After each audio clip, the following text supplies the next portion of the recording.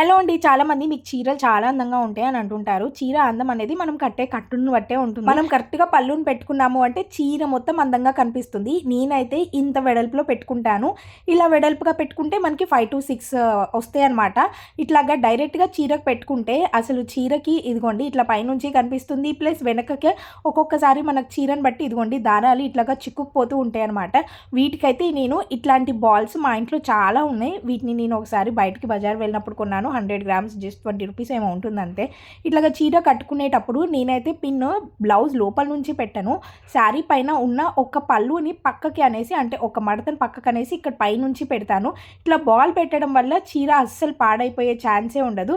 Pin కనిపించదు. మన స్కిన్‌కి పిన్ను గుచ్చుకునే ఛాన్స్ కూడా ఉండదు. చీర కూడా చాలా అందంగా కనిపిస్తుంది. నేను ఇలాంటి చిన్న చిన్న టిప్స్ ఫాలో అవుతాను అనమాట. బై ది వే ఇప్పుడు నేను కట్టుకున్న ఈ చీర గౌరీ నారాయణ సిల్క్స్ అనే ఇన్‌స్టాగ్రామ్ పేజ్ నుంచి తీసుకున్నాను. మీకు నచ్చితే కమ్యూనిటీ పోస్ట్‌లో ఉంటుంది. చెక్ చేయండి.